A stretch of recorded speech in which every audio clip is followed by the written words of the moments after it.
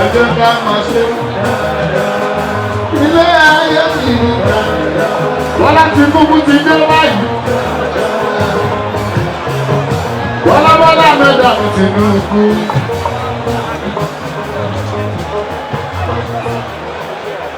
Oyè wálé pátápátá.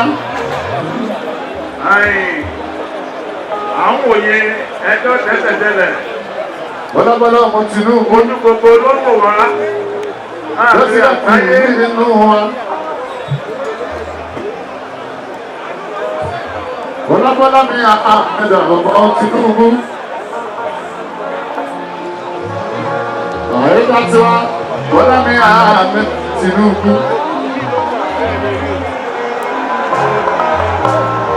Jàdọ́ àyíká tiwa ó tàtiwa.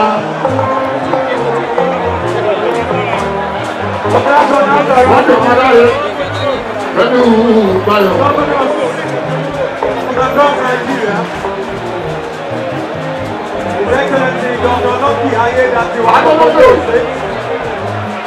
All the way from the neighboring Australian state.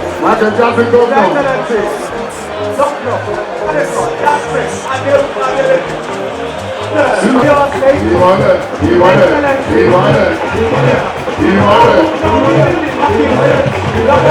Adewolu.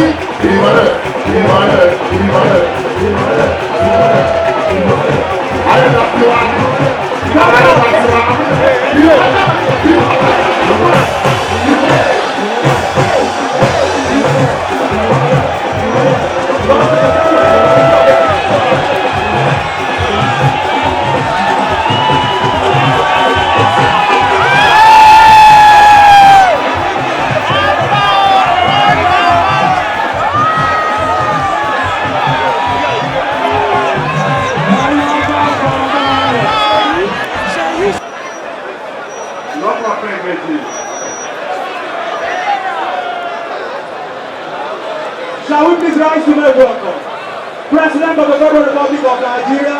You will allow me to welcome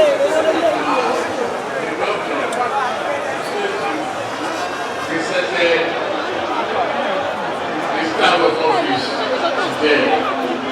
Let me salute and greet a renowned businessman, lucky,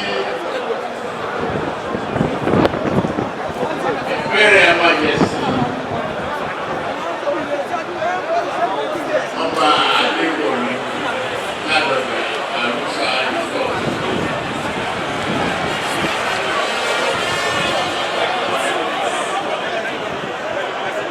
all other leadership here present, the others, the traditional leaders. Today is an exciting day. Once again, happy birthday to you. It's a big present, a great honor for me to be here as the President of the Federal Republic of Nigeria, to witness your coronation, to witness history, all the things that, as one of the rare gems of history, you are sent the truth of your forefathers. It is my honor, my joy, my pleasure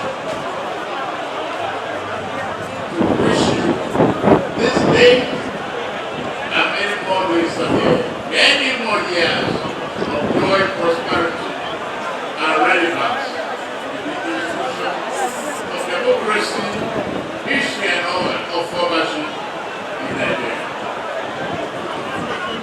I take this opportunity to salute former governors like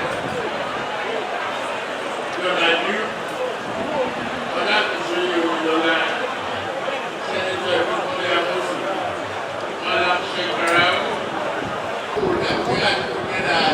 Oladoja, the history of the impeachment of combat school, your perseverance, your resilience, your determination, your reliability. This is bigger. That is, and they are following, that are collected.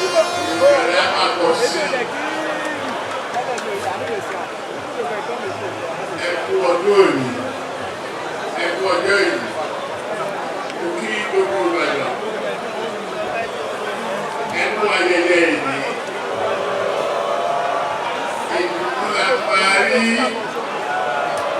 ayọ̀ ńlá tí Ọlọ́run fún wa lẹ́nu, kò ní ìbànújẹ́, ọ̀pọ̀ àwọn ọmọ yín náà aṣọ oríire, ìbàjẹ́ òní bá wọn, ẹ ṣe ẹkú tọ́jú mi. Mo ti wá ní ní òkè ọ̀gbọ̀n pé ká dúró tì mí pé èmi ló kàn.